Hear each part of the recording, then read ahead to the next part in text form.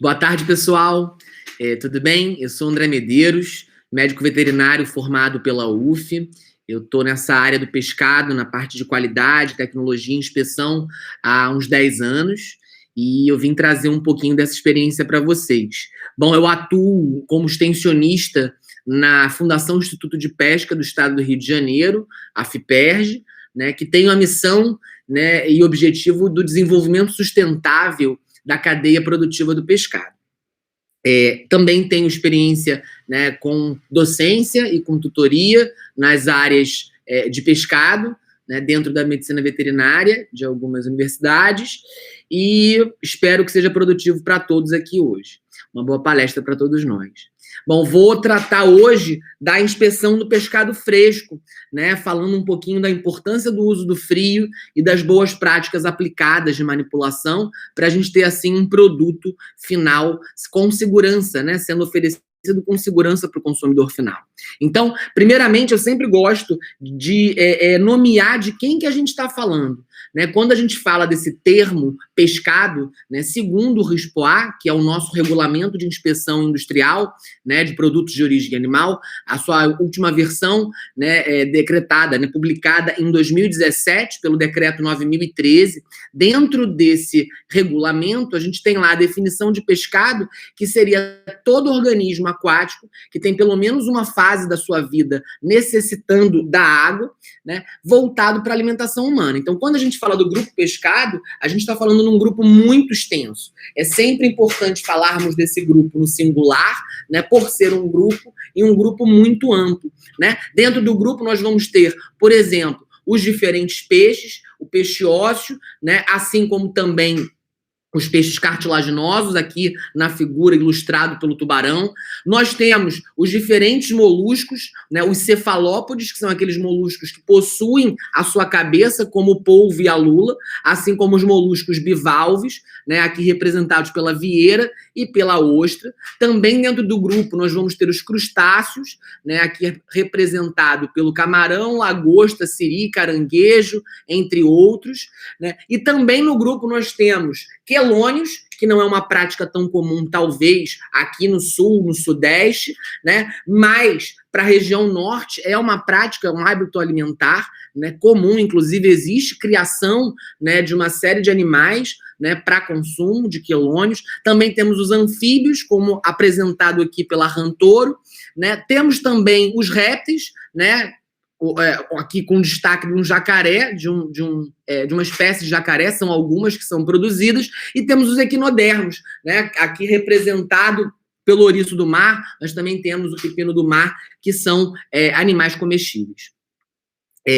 Bom, organismos comestíveis. Bom, o pescado, desde a antiguidade, ele é um produto muito importante, né, para a alimentação humana, assim como a pesca é uma atividade socioeconômica de grande importância, né? É um produto, como todo mundo sabe, que é rico em vários nutrientes importantes, né? Entre eles proteínas de alto valor biológico, né? É um produto que possui uma fácil digestibilidade, então isso traz uma boa aceitação pelo consumidor, o que é interessante, né? A gente pode, de modo geral, dizer que o pescado é um produto de teor de gordura reduzido, né? E dentro do pescado, quando você tem um consumo constante desse produto, né, observamos que ele traz uma série de benefícios à saúde, né, muitas vezes ligados principalmente aos ômegas, né, presentes, ômega 3, ômega 6, entre outros, né? Então, falando do pescado, é inevitável não falarmos, né, da rápida deterioração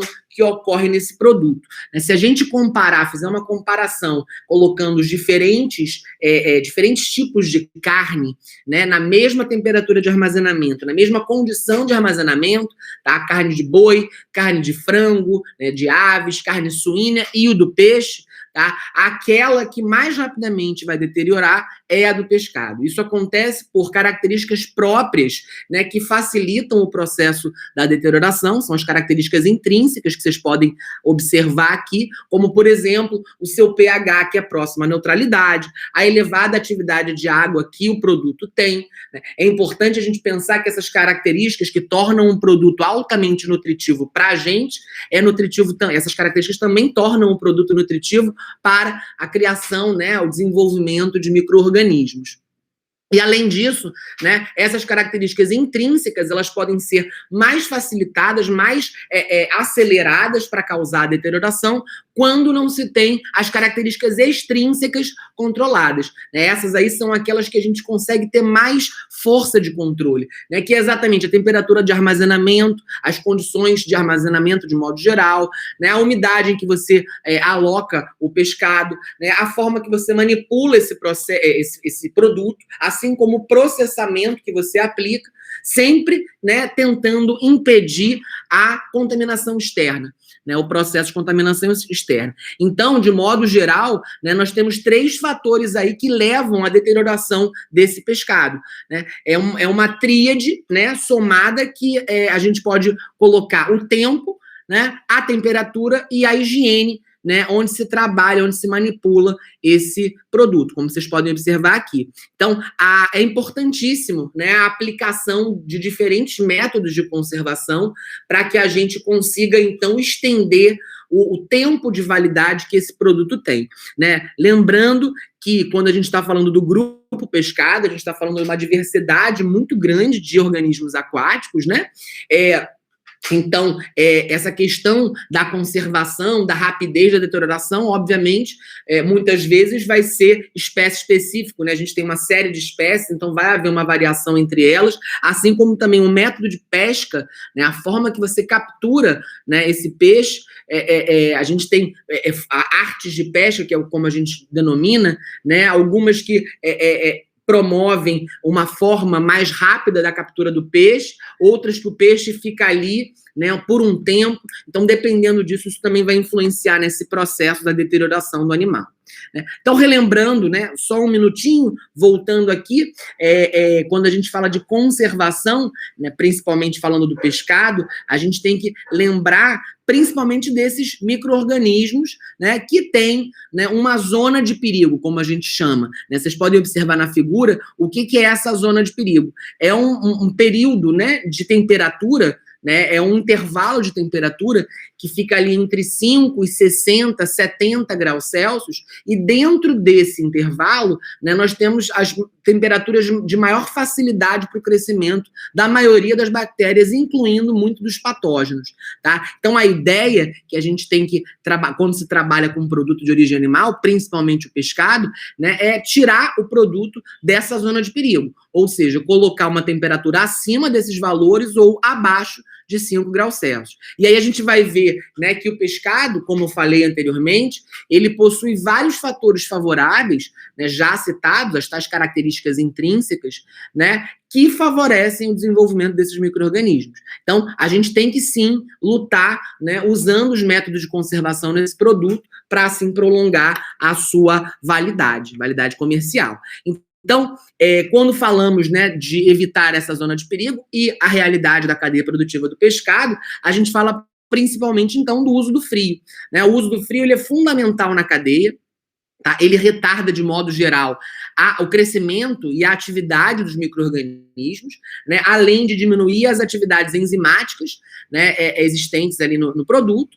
E o mais interessante é que ele promove, né, pouca alteração nutricional, sensorial, quando aplicado, diferente de outros métodos de conservação que nós temos, como o calor, por exemplo.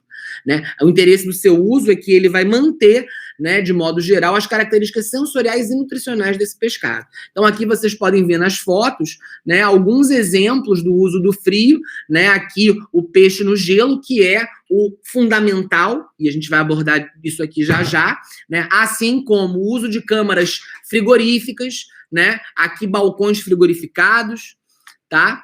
E aí, a partir desse uso do frio, a gente, de acordo com o RISPOA, né, já citado anteriormente, a gente consegue classificar esse pescado in natura, né, de acordo com o uso do frio. E aí o interessante é que vocês vão reparar aqui, como mostrado, quanto mais frio, maior o tempo da validade comercial desse produto. Então, quando o pescado não sofre nenhum processo de congelamento, a não ser a ação do gelo, né, isso com exceção daqueles organismos que são vendidos vivos, né, como a lagosta, por exemplo, a gente denomina esses animais de pescado fresco, tá? Então, notem um ponto importante do fresco, ele não está embalado. Por que eu digo isso? Porque quando a gente fala do pescado resfriado, olha a primeira palavrinha que vem, embalado, e mantido na refrigeração. Então, geralmente, nesse pescado resfriado, nós teremos, então, um maior controle, né, desse frio.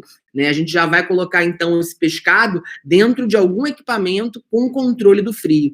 Né? E o pescado congelado, né, é aquele submetido aos processos de congelamento rápido.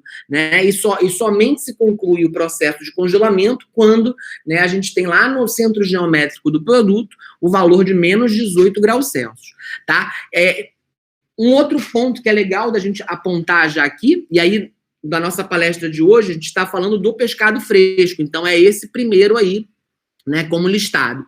Né? E aí, quando se fala de pescado fresco e frescor, então tem uma confusão, existe uma confusão muito grande entre os dois termos. Frescor, quando eu falo de frescor, eu estou falando da qualidade do produto final, é o frescor dele. Isso não significa, não é a mesma significância quando se fala pescado fresco. O pescado fresco, então, né, para definição, é esse que só sofreu a ação do gelo, né, não sofrendo a ação de nenhum outro processo de conservação. Mas o pescado fresco, necessariamente, não indica que ele está com frescor, tá? Isso é interessante. E aqui uma figura que eu tirei de um trabalho, que eu gosto dela bastante, porque ela mostra de forma clara que o uso do frio, o que o uso do frio faz com o peixe. Vocês podem observar que quanto mais eu diminuo a temperatura, primeiro está em 16, depois ali no segundo 5, e por fim 0 graus Celsius. O que a gente tem? Dias depois da captura, né, temos mais dias de validade desse produto, né, com o uso maior do frio. Tá? E aí, frio, que frio é esse? Gelo. Quando a gente fala de peixe, a gente está falando muito do gelo, tá? Então, essa figura eu gosto muito de trazer sempre, né, para para as pessoas que estão me escutando, porque ela mostra com clareza, né, quando o gelo tem que entrar na cadeia produtiva do peixe, né, do pescado. Né, basicamente em todos os momentos, em todas as etapas da cadeia produtiva do pescado, é fundamental o uso do gelo, como vocês podem observar aí, né, essas palavrinhas que estão circuladas. Então, o gelo no pescado fresco, né, ele tem uma série de vantagens, ele é um produto, de modo geral, menos oneroso, né, a gente tem um acesso a ele com facilidade, porque a gente mora no Brasil, né, o Brasil tem muita água disponível, é importantíssimo que para, né, se utilizar gelo no pescado para conservação, é importantíssimo que esse gelo tenha sido feito com água, né, com padrões de potabilidade, tá? Então, o uso do gelo, outra coisa muito interessante, quando ele derrete, ele lava, né, a superfície externa do pescado. Então, são várias as vantagens, né, do seu uso. E aí, tem alguns fatores que são importantes da gente conhecer que interferem, né, no seu uso. Né? Primeira coisa, quantidade de pescado com gelo, de acordo com o gelo. Né? Tem que ser uma coisa proporcional. Né? Geralmente, a gente propõe o uso da proporção 1:1, quando se usa apenas gelo. Tá? E quando misturado com água, que é uma outra possibilidade que a gente tem, né, é exatamente fazer 1:1, ou seja, digamos, 10 quilos de peixe para 10 quilos de gelo e 10 litros de água, né? Então, a ideia sempre é pensar nessa proporção. Se a gente sai muito dessa proporção, fica uma coisa muito mais difícil da ação desse gelo. Né? Outro ponto interessante é a temperatura inicial desse pescado. Né?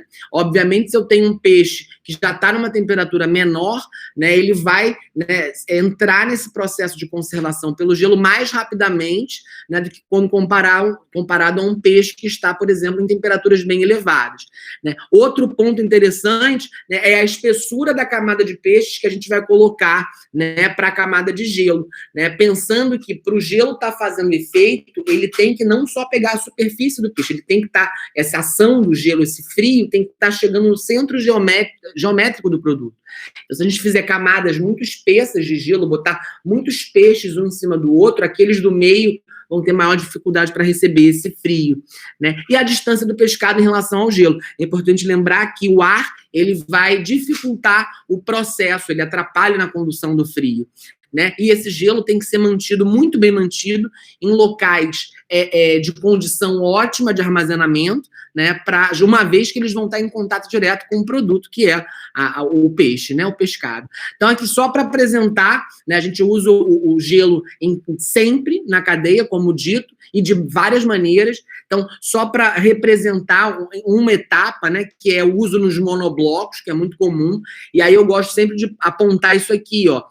Não pode se usar o gelo só nas laterais, não pode ser só na parte superior. O gelo, ele tem que estar como ele está aqui nessa figura. Ele tem que estar em cima, embaixo e dos lados, tá? Senão nada adianta. Quer dizer, adianta, né? Mas não é o recomendado e, obviamente, a gente não vai ter o que a gente espera, né? A conservação ideal desse produto. Então, aqui eu trouxe outros exemplos para vocês verem desse uso do gelo, né? Aqui o pescado a granel, né? Colocado em gelo, né? Organizado. Organização é algo que a gente sempre pontua muito nessa troca peixe e gelo, né? Aqui em estantes, colocado em estantes, e aqui nos monoblocos, como visto na foto anterior, nas fotos anteriores. E na comercialização, que é um ponto muito importante que a gente vai estar falando daqui, né?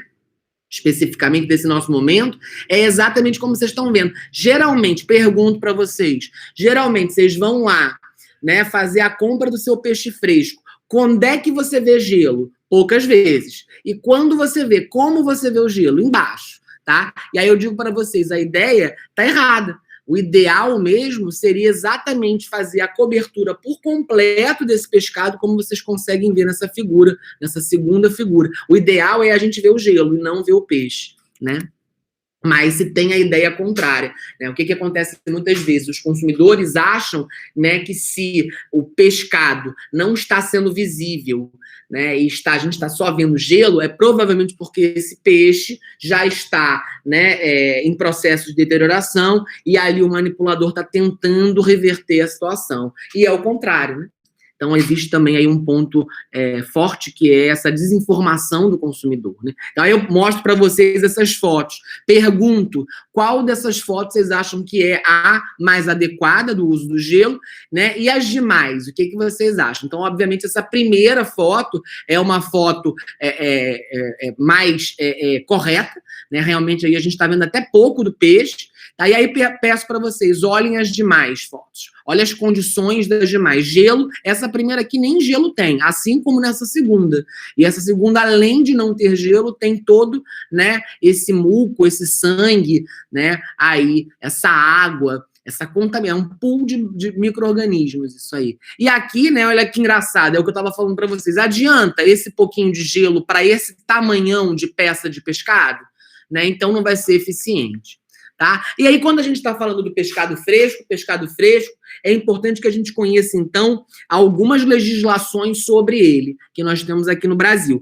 Né? Como já dito do RISPOA, o Decreto 9.013, de 2017, ele é fundamental, né? Ele, como a gente chama, ele é a Bíblia dos alimentos, né? Para quem trabalha nessa área da parte de inspeção de produtos de origem animal.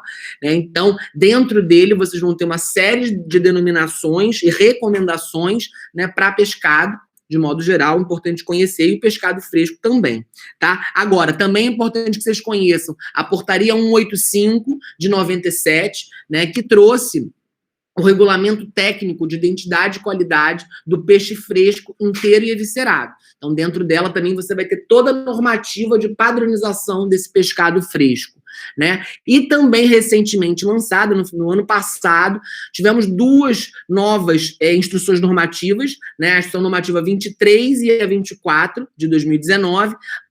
A 23, só para eu não falar besteira, a 23 ela é sobre o regulamento técnico do camarão fresco e a 24 da lagosta fresca, tá? Então, para observação dessas padronizações, eu recomendo que vocês façam a leitura desses documentos, tá? Um ponto importante é que todo pescado recém-capturado, tá? Ele tá com frescor.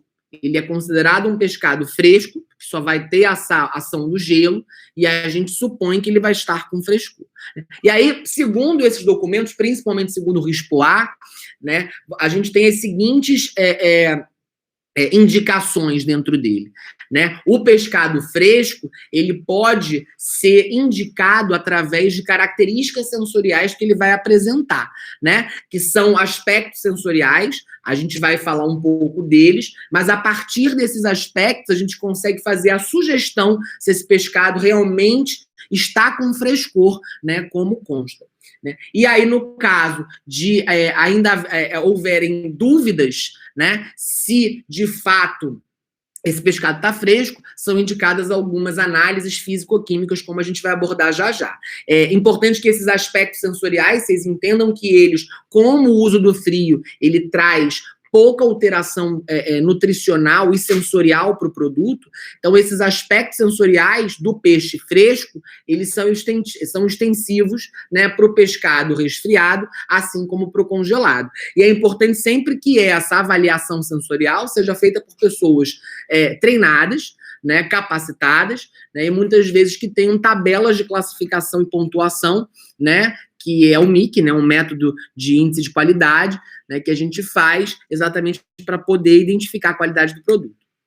Então, aqui vou tentar mostrar para vocês, isso aí foi um trabalho feito com uma colega minha, veterinária, Flávia Calisto, né, que também trabalha junto comigo na FIPERJ, e aí a gente fez uma avaliação, né, de algumas espécies de peixe. Essas fotos são muito úteis, infelizmente a gente acabou não publicando esse material, então ele ficou um pouco incompleto e não foi para frente. Mas esse material é exatamente, a gente faz nele uma comparação, né, entre o dia 0 e o dia 4, né, de algumas espécies de peixe. O que seria isso? A gente pegou, né, o peixe, a gente pegava o peixe diretamente no desembarque, trazia ele para laboratório, né, e aí a gente fazia uma avaliação fotográfica nesses pontos, nesses aspectos sensoriais, como descrito pelo RISPOA, né, a gente fazia todos os dias, né, a avaliação desse peixe para ver as alterações acontecerem, tá? É importante que vocês saibam que a gente fez o acondicionamento desse peixe, né, em temperatura de geladeira. Então, ele era mantido em geladeira por esses dias e a gente ia fazendo essa avaliação fotográfica.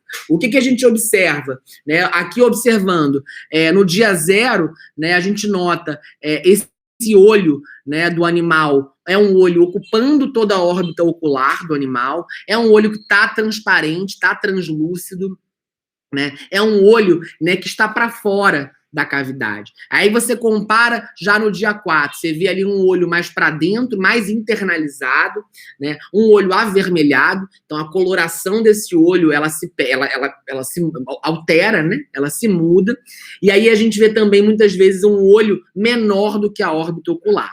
A pele é um outro ponto, né, também de referência, a gente pode observar na primeira figura do dia 0, né, como com facilidade a pele está mantendo seu brilho metálico, né, com a coloração apropriada das espécies, e aí a gente vai para o dia 4, a gente já vê uma pele muito mais injuriada, muito mais avermelhada, né, com perda desse brilho, né, com perda da coloração característica de espécie. Um outro ponto também muito interessante em relação à superfície corporal do peixe, que está em processo maior de deterioração, ou seja, está sem o seu frescor, tá? É exatamente a formação de muco no seu entorno. Tá? Um outro ponto interessante para a gente poder avaliar esse pescado, e aí digo isso, cuidado para ser feito, né? Porque a gente vai ter que encostar no peixe, então não façam isso sem luva, né? Faça toda a higienização para poder, não pode fazer isso na feira, tá? É exatamente ver se existe, né, a impressão digital continuada, né? Ou seja, quando o peixe está fresco, se a gente fizer uma compressão do dedo, né, tanto no ventre do animal ou no dorso do animal, aqui no ventre sendo apresentado, a ideia do peixe fresco é que quando você tire o dedo, logo a musculatura volte para o lugar, né? A região, a pele volte para o lugar. O que acontece, né, quando você tem aqui já o dia 4, a deterioração presente, você aperta e por falta de elasticidade, você fica com essa impressão duradoura do dedo, como vocês podem observar aqui na figura. Tá? Além disso, as brânquias, né, que estão alocadas dentro dessa cavidade branquial, né, que é uma cavidade fechada pelo opérculo, no caso dos peixes ósseos, né, então Para avaliação de odor, aí é uma boa cavidade, aí é um bom local para a gente avaliar o odor do peixe, já que é uma cavidade que está fechada. Então, o odor fica ali dentro, né? Acondicionado. Então, odor é um ponto importante para se observar nas brânquias, além de coloração, tá? A ideia, gente, é que as brânquias têm uma coloração rosácea, né, para um vermelho vivo, algo assim. Quando você já tem um processo de deterioração, essa coloração, ela aumenta, ela se intensifica, né, vai chegando para um vermelho vinho, para um amarronzado, eventualmente. E também temos o quê? Produção de muco. Esse muco também se armazena interiormente na cavidade branquial. Então, vocês observam aqui no dia 0, pouco muco presente, e no último dia, dia 4, muito mais muco presente. Outro ponto importante é a observação do ânus do animal, tá? O ideal do peixe fresco é que o ânus esteja fechado, e aí vocês podem observar aqui, né, que muitas vezes se encontra na comercialização do peixe, esse ânus mais aberto, né, e às vezes saindo essa massa enegrecida de dentro, que na verdade, né, essa massa, né, são as vísceras, né, agora sem conformidade, né, já deterioradas. Outro ponto também, né, importante a ser observado são a inserção, né, as inserções das escamas e das nadadeiras, né? No caso do peixe fresco, tá, teoricamente, quando você tenta arrancar, né, a nadadeira ou a escama, você vai ter uma certa dificuldade. Já no peixe que está num processo de deterioração, né, você com facilidade consegue tirar a escama ou a nadadeira do animal, tá? Trouxe essas informações somente do peixe, mas queria dizer para vocês que no Rispoa vocês conseguem todas essas características sensoriais de crustáceos, moluscos bivalves, cefalópodes, dos gastrópodes, de anfíbios e dos répteis, jacaré e quelônios. Tá? É só vocês acessarem o Rispoa na parte, né, que trata do pescado fresco. E aí, como eu falei, né, anteriormente, no caso que a avaliação sensorial deixe dúvidas, né, acerca do frescor do pescado, a gente deve recorrer a alguns exames físico-químicos complementares, né? Quais são eles? Né? Segundo o Rispoa, nós temos que avaliar, então, a carne do peixe quanto ao seu pH, né? Está listado aqui o que se espera, né, os valores esperados. Além disso, também é recomendado a análise das bases voláteis totais, né, que devem ser inferiores a 30 miligramas de nitrogênio por 100 gramas de tecido muscular, tá? Existem na literatura outras metodologias descritas, eu não vou abordar aqui para eu não me estender tanto, mas se alguém quiser ajuda com isso, é só conversar comigo que a gente existem outras metodologias possíveis para essa avaliação. E o Rispoa, ele também solicita a verificação de lesões e de parasitas nesse pescado fresco. Tá? Aqui eu trouxe uma legislação muito importante, né, que ainda está em vigor, né, que é a RDC 12 de 2001. Ela apresenta os padrões microbiológicos de uma série de alimentos e dentre, né, essa lista de alimentos você tem lá o pescado, né, e os produtos de pesca. Então aqui tem as recomendações, os padrões microbiológicos, né, propostos para esse produto. O que eu queria trazer de informação para vocês é que essa legislação ela está ativa até dezembro desse ano. A partir de dezembro ela cai, tá? E quem vem para o lugar dela é a Instrução Normativa 60 de 2019, tá? Que tem algumas alterações. É importante depois que vocês visualizem, tá? Então, falando dessas condições de frescor, de importância e do uso do gelo, é fundamental que se fale, né, na comercialização do pescado fresco, das boas práticas, da aplicação das boas práticas de manipulação, né? O que são essas boas práticas? Que devem ser aplicadas em toda a cadeia, em todas as etapas da cadeia produtiva, né, dos produtos de origem animal, e aqui puxando a sardinha para mim, para o pescado, né? Então, essas práticas é um conjunto de ações, de práticas, né, de atividades que você vai aplicar para processos, condições e medidas, né, e garantir, assim, a segurança dessa matéria-prima, né, ou alimento em todos os estágios da produção alimentar, Tá? Então, como vocês podem observar aqui, é indicado o uso das boas práticas em todas as etapas, né? Desde o cultivo ali da despesca, né, que é no caso da aquicultura, ou da captura, no caso da pesca, né, passando ali pelo beneficiamento, né, e chegando na comercialização até o consumidor final, né? O uso das boas práticas, ela propõe, né, a saúde, a boa saúde do consumidor, a boa saúde do trabalhador, do manipulador e a preservação do ambiente. Tá? E aí, quando a gente fala das boas práticas, a gente fala, né, do uso dessas ações em diversos setores, em diversos itens, né, para trazer, então, esse produto com segurança. Aqui eu fiz uma listinha rápida, né, só para a gente abordar por alto, e aí eu vou mostrar mais umas fotos, né, do que a gente vê muitas vezes na realidade. Né, com o uso das boas práticas, né, a gente busca, então, um padrão de identidade e qualidade do alimento. Tá? Então, quando se fala delas, das boas práticas, a gente está pensando na higienização pessoal, que é fundamental. Tá? O manipulador, ele tem que entender que ele é um grande fômite, tá? Um grande veículo, né, para uma série de patógenos, né, de micro-organismos, né? Então, uma vez que ele entende isso, ele tem que entender que ele tem que fazer a higienização nele. E aí, dentro dessa parte da higienização pessoal, entram várias práticas importantes, né? A higienização de superfícies, equipamentos, né, insumos, tudo deve ser muito higienizado, né, sempre higienizado. É importante que haja um protocolo de higienização presente na comercialização do pescado, né, com uma correta higienização pontual, né. A qualidade da matéria-prima é fundamental, a gente não consegue fazer milagre, né, a gente não consegue pegar um produto que está em deterioração e, a partir de um beneficiamento, trazer ele para um produto de primeira linha. Então, é importante que a matéria-prima tenha qualidade, para que assim a gente tenha um produto final com a qualidade. Outro ponto importante é o controle de vetores e pragas urbanas, fundamental, que são também veículos de contaminação externa. A qualidade da água, né, a água que entra em contato direto ou indireto com esse produto, ela deve ser potável e deve ter boa qualidade para uso, e tem que se ter muito cuidado com os resíduos produzidos e oriundos dessa comercialização. Né? Obviamente, né, já que a gente está vivendo uma pandemia, um momento tão diferente nas nossas vidas, é importante que tudo isso seja feito hoje em dia, né, pensando em todas as recomendações, né, apontadas contra, né, o coronavírus. Mas vamos lá. Vamos ver, então, como é que é a prática da comercialização do pescado quanto o uso das boas práticas de manipulação.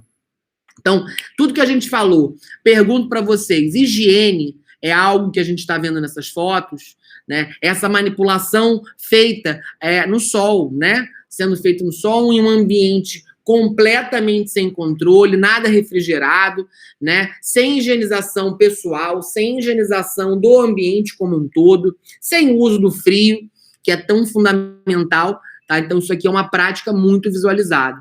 Aqui a gente vê, então, né? Eu gosto dessa foto porque vocês conseguem ver, então, um solzinho chegando no peixe. Quer dizer, aquela história de manter o peixe na temperatura baixa não acontece. Aí, nessas outras imagens, né, eu acho que essa imagem aqui, para mim, ela é o must, assim, porque ela tem vários pontos. É tipo o jogo dos 7 erros, né? Você pede para ver os 7 erros. Aí você vê, aqui, ó, se vocês notarem, né, esse primeiro rapaz, ele está fazendo a manipulação num pescado, ele está fazendo um corte num pescado, nesse ambiente, né, com pessoas sem hábitos de higiene pessoal nenhuma, né, passando. Aí aqui, se vocês repararem, tem um gatinho na foto, que está bem próximo, e um ambiente completamente sem higienização, né? E aí esse pescado aqui, ó, vai ser filetado, ou vai sofrer o corte que for feito nele, e vai para onde? Vai ser vendido para o consumidor como um produto de alta qualidade. Aqui, então, né, essa figura também é bem chocante, né? Eu tirei numa viagem para o norte do país, né? Então, ele aqui estava fazendo a filetagem do peixe do lado da rua. Então, os carros passavam, levantavam poeira, e aqui ele fazendo, né, essa filetagem do produto aqui, né, bem na beiradinha da calçada. E aí vocês olhem também outra coisa. Lembra da qualidade da água que eu falei anteriormente? Aí vocês observam a água que ele está usando, né, para a lavagem desse produto. E todo o resto, né? Aqui também, como falado anteriormente, né, essas questões apontadas da falta das boas práticas, né, e eventualmente a visualização desses caracteres sensoriais, né, que não indicam o frescor do pescado. Então, aí vocês podem ver, essa aqui, então, é muito comum essa primeira, né, que é essa saída, digamos assim, do conteúdo gastrointestinal e das vísceras, né, como um todo, né, pelo ânus do animal, que está aberto. Aqui vocês veem uma coloração nessas lulas, né, uma coloração que não é indicativo de frescor, tá? E aí vocês vão entender já uma fraude que é feita a partir disso aqui.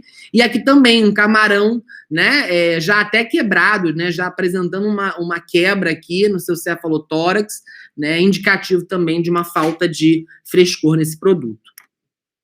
Um outro problema muito comum, gente, quando se fala de comercialização de pescado fresco, tá? É exatamente a fraude, tá? A fraude é algo muito comum, muito comum. Vocês podem ver a definição de fraude, né, indicada pelo próprio RISPOA, ele contém essa definição, né, e jogando na internet com facilidade, a gente encontra notícias sobre essas fraudes no pescado, né, como, por exemplo, essa reportagem no Fantástico, né, de 2019, né, dizendo que exatamente em alguns estados, de 10 peixes vendidos, 4 são falsos. O que acontece muito na cadeia produtiva do pescado é exatamente e principalmente a substituição de espécies, entre outras fraudes que a gente vai abordar aqui rapidamente. Então, tentando mostrar um apanhado dessas fraudes comumente vistas no pescado fresco, né? Essa é uma delas, que é a subtração dos indicativos de frescor.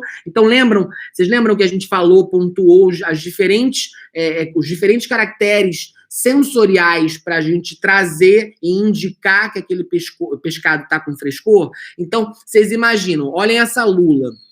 Um dos indicativos de frescor das lulas, né, dos cefalópodes, é a pele. Né? A gente sempre aponta que a pele do cefalópode, né, da lula, ela deve estar numa coloração mais clara, né, e que essa coloração mais acentuada geralmente já é indicativo, né, do processo de deterioração. O que muitas vezes é feito? Essa pele, ela é retirada, tá? Então a gente perde esse indicativo de frescor e aí o manipulador vende como lula limpa. Quer dizer, ele agrega o valor por ter feito essa limpeza na lula, né? Que na verdade ele estava subtraindo esse indicativo do frescor, e aí você pode estar eventualmente levando uma lula dessa achando que é um produto, né, altamente fresco, mas que na verdade teve seu indicativo de frescor subtraído e você está sendo enganado, está levando uma fraude. Tá? Um outro, e aí eu acho que isso aí não tem nem como não abordarmos, porque é muito gritante, gente, que é a substituição das espécies. Tá? É muito comum a gente, na comercialização do pescado, né, do pescado fresco, eventualmente até mesmo em restaurantes, já como prato final, de filetagens, enfim, a fraude, né, por substituição de espécie na cadeia, ela é muito comum. Então eu vou tentar trazer para vocês algumas que a gente, com frequência, pelo menos aqui no Rio de Janeiro, a gente consegue ver, né? Aqui são 2 peixes diferentes. Esse primeiro aqui é o que a gente chama de peixe namorado, e esse segundo é um peixe batata. Então, agora, vocês olhando comigo aqui, os dois lado a lado, é com maior facilidade que a gente consegue identificar que são peixes, né, completamente diferentes, que têm uma coloração completamente diferente. A nadadeira caudal deles dois, ela é diferenciada, assim como a cabeça dos dois é diferenciada. Tá? O que acontece na prática? Né? O preço por quilo, né, do namorado, ele é muito superior ao do batata. Então, para valorizar o batata, tá, eventualmente a gente vê a venda do batata como namorado batata. Quer dizer, os manipuladores inventaram um peixe novo, que é o namorado batata, que não existe, e aí eles vendem esse peixe com esse nome, porque o nome namorado talvez já está na cabeça do povo, do consumidor, então você acaba pagando um preço, né, e levando um outro produto. Então, é interessante que em alguns mercados de peixe a gente observa isso aqui, ó, namorado legítimo, que é para legitimar realmente aqui, realmente é ele, ó. Então, para legitimar que é ele, se escreve namorado legítimo. Quando não tem namorado legítimo, tá lá o namorado batata. E porque é o batata, na verdade. Não é namorado.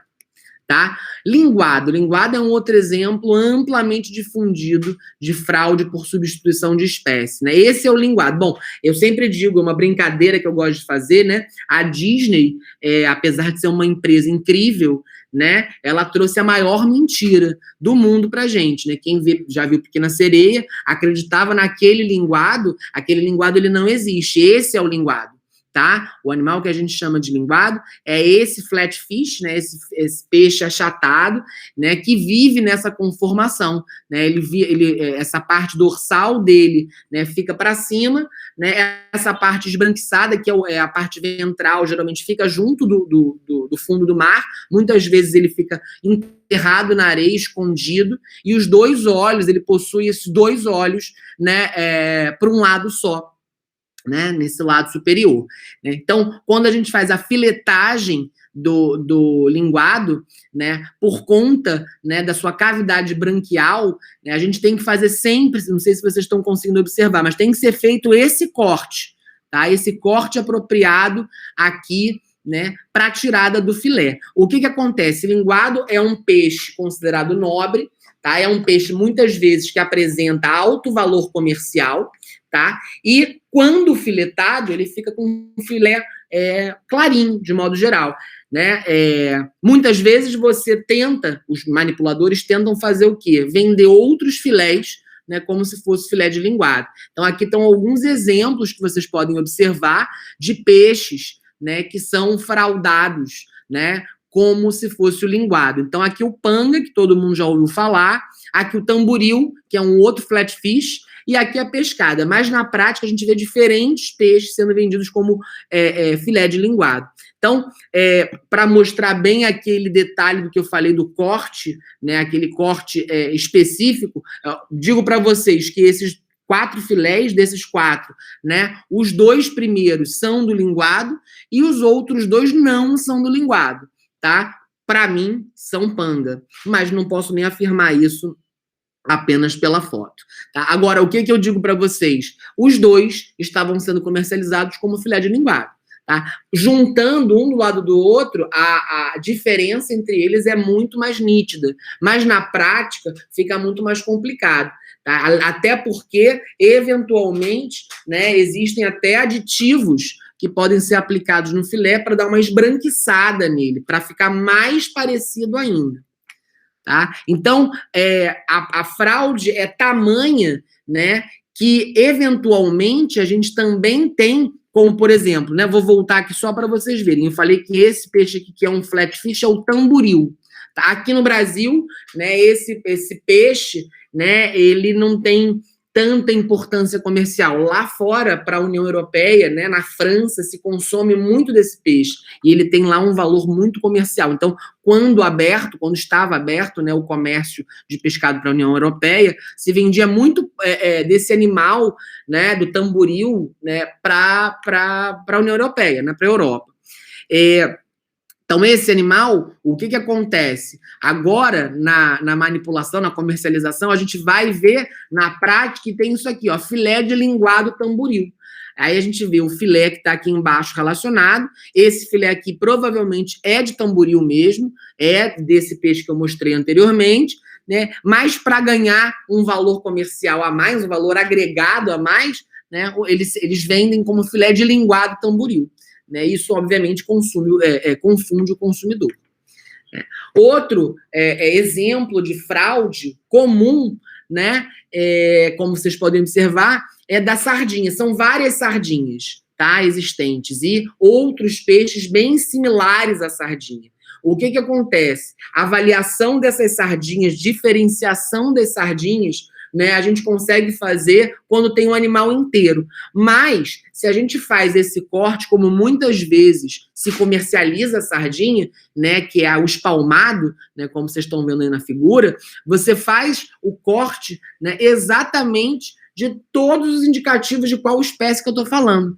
Então, eu não consigo saber apenas visualmente de quem que eu estou falando aí. Eu vou ter que confiar na placa do vendedor, né, que é a sardinha verdadeira. Tá? Então, a gente também vê essa prática de fraude. Tá? Outra prática, que aí não é só, esse aqui é um exemplo, acontecem com outros, tá? Mas esse é um exemplo muito comum, é o uso do nome peixe vermelho para diferentes espécies. Então, por exemplo, o que a gente vê na prática? Né? O peixe vermelho sendo vendido o olho de cão, que é esse primeiro, né? A cioba, que é a segunda foto, e o pargo, que é a terceira foto. Tá? Muitas vezes a gente vê, né, a comercialização como peixe vermelho legítimo, e isso, mais uma vez, confunde, né, e pode levar à fraude com facilidade. E, finalizando essa parte de fraude na comercialização do pescado fresco, né, uma outra que é muito comum aqui no Rio de Janeiro, né, então eu trouxe os exemplos daqui, né, espero que vocês também possam ter referências aí cada um, né, da onde está assistindo a palestra, mas aqui no Rio de Janeiro a gente tem áreas, né, onde se tem um grande volume de captura de animais, geralmente são áreas turísticas, são cidades litorâneas, famosas, e que existe na cabeça do consumidor, né, que aquele local está ligado ao peixe fresco, que geralmente é a região de Arraial do Cabo, Cabo Frio, Angra dos Reis, aqui no Rio de Janeiro. Então, o que eventualmente a gente vê na prática, na comercialização do pescado? Como vocês podem ver, por exemplo, nessa primeira foto, polvo de Cabo Frio, lula de Cabo Frio. Muitas vezes, esses animais não vieram de Cabo Frio, né? Então, eles fazem essa fraude de origem, fraude de procedência, né? Para exatamente você, talvez, como consumidor, olhar e falar, nossa, não, se veio de Cabo Frio, realmente deve estar boa, então vou comprar. Tá? Aí, na segunda foto, vocês têm aqui o exemplo do arraial, né? Pargo vivo de arraial. Ele quer mostrar com isso, com essa nomenclatura, essa denominação, que está muito fresco, está vivo e de arraial. Né? E aqui também, né, camarão de Angra dos Reis, né? Um outro exemplo. É importante que vocês conheçam, pessoal, que existe um documento, tá, do Ministério da Agricultura, feito em 2016, que é esse manual de inspeção para identificação das espécies de peixe, tá? Então, esse manual, ele é seguido pelo Ministério, né, para fazer essa avaliação sensorial entre diferentes espécies comerciais de peixe. Vale a pena a leitura, tá? E, de modo geral, né, pode ter ficado a pergunta, mas e aí, como é que a gente faz essa diferenciação de espécie? Como é que a gente consegue identificar as espécies? O método mais indicado é o método do DNA, né? A partir do método de DNA barcode, né, para a identificação, então, dessas espécies. Também, gente, quando a gente fala da comercialização do pescado fresco, né, é importante a gente saber que existem os períodos de defeso, quando a gente está falando principalmente da extração dos animais, né? O que são esses períodos de defeso? Né? Com a lei da pesca, que é a Lei 11.959, de 2009, né? O que é o defeso? O defeso, né, quando um animal ele entra no seu período de defeso, né, nesse período específico, você tem que paralisar a atividade de pesca, tá?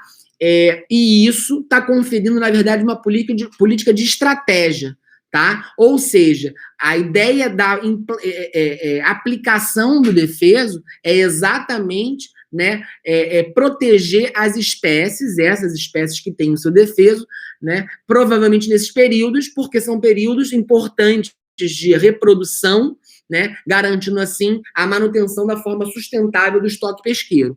Então, o que acontece? Alguns animais, né, como estão descritos, eles possuem seu período de defeso no Brasil. Isso é muito variável de acordo com a região que a gente está tratando, tá? Mas, de modo geral, o IBAMA é o órgão responsável por esses períodos, a aplicação desses períodos de defesa. Então, com facilidade, no site do IBAMA, vocês encontram toda a listagem, né, dos períodos de defeso, né, tanto de águas continentais como de águas marinhas, peixes de águas marinhas. Então, nesse período de defeso, né, o pescador ele fica impedido de capturar aquele animal, né? Obviamente, né, quando a gente fala de pesca, professor, mas será que se ele está impedido, ele não pode capturar um outro peixe? A gente tem que pensar que o pescador ele tem uma espécie-alvo. Então, para aquela espécie-alvo, ele vai ter um tipo de pesca, ele vai ter um tipo de embarcação, né? Então, ele não consegue fazer essa modificação, né, por conta do período defeso. E aí, como é que ele fica nesse período que ele está impedido de capturar aquele animal? Tá? Ele tem direito ao seguro defeso. Tá? Ele estando totalmente legalizado como pescador, né, ele naquele período específico, então ele solicita o seu seguro defeso. Tá? Um ponto muito importante a gente tratar é que o mundo o tempo inteiro está em mudança, né, mudanças climáticas, mudanças grandiosas, e obviamente, né, isso acaba afetando no período de reprodução desses animais como um todo. Então é importante que seja sempre buscar, né, cada vez mais reavaliações, adequações desses períodos de defeso, frente a todas as mudanças climáticas existentes. Uma prática que a gente vê muitas vezes, né, são os pescadores, né, falando da captura de alguns animais ovados, né? Sardinha ovada. Quer dizer, ela ainda está no seu período reprodutivo. Então, isso deveria ser revisto eventualmente. Então, são necessários estudos, né, eventuais para a gente reavaliar com frequência esse período de defeso. Né? E quem é flagrado, né, desrespeitando o defeso, né, fica sujeito à penalização, né? São penalidades previstas em lei, né, como vocês podem ver aí, que está descrito aqui embaixo. Aí eu busquei para vocês, né, como a palestra está sendo voltada, né, para a Universidade de São Paulo, uma universidade em São Paulo, então eu busquei para vocês o calendário de defesos no estado de São Paulo, tá? Busquei junto ao site do CMBio, e aí consegui já essa tabela pronta, super bacana, mostrando exatamente os períodos de defesa do estado de São Paulo. Então, por exemplo, né, digamos, o bagre branco, tá? Como vocês podem ver aqui, do dia 1º de janeiro ao dia 31 de março, é proibido sua captura, tá? Se for realizada essa captura e for flagrada, a pessoa vai estar sujeita a uma série de penalidades. Tá? Isso acontece, por exemplo, muito com facilidade com camarão, né? Tem um período do ano, né, que é aí entre março e maio, que o camarão aqui no sul e sudeste ele fica restrito à sua captura, né? São períodos, são épocas reprodutivas dele, né? Então a gente geralmente nesses períodos a gente tem aí, mas está vendendo camarão, né? O que pode ser feito, né, se o pescador capturou esse animal antes do período de defeso, tá? Ele pode congelar esse produto, tá? E fazer uma declaração daquela quantia que ele tinha antes do período de defeso. Então, assim, ele faz a comercialização desse produto durante o período de defeso. Tá? Mas é importante que ele tenha esse documento em mãos, tá? Existem até alguns casos famosos do período de defesa. Existe um ator, né, que a história dele... Bom, só para pontuar aqui, né, existem os períodos de defeso, né, para espécies específicas. Então, como eu falei aqui do bagre branco, né, tem um momento no ano que você não pode capturar esse animal, tá? Existe também, né, defeso de um local, quer dizer, aquela região como um todo. Estou aqui no Rio de Janeiro, por exemplo, na Lagoa de Araruama, tá? Tem uma época do ano que não pode se capturar nada na lagoa. Tá? É um defeso mais ampliado para a região como um todo. E existem as moratórias, né? Que são aqueles animais que você não pode capturar. Você tem a restrição total de captura daquele animal, né? Muitos por tempo indeterminado e alguns ainda já com uma data provável, né? De finalização, mas que provavelmente vai ser esticada, né? Numa reavaliação. Né? Esses animais em moratória, muitas vezes, são animais que estão, né, em processo grave, em processo amplificado de extinção. Então, por exemplo, tem uma história que eu ia contar de uma moratória, né, tem um animal, um peixe chamado mero, um peixe lindo, um peixe grande pra caramba, e esse peixe ele está em moratória, se eu não me engano, até 2023.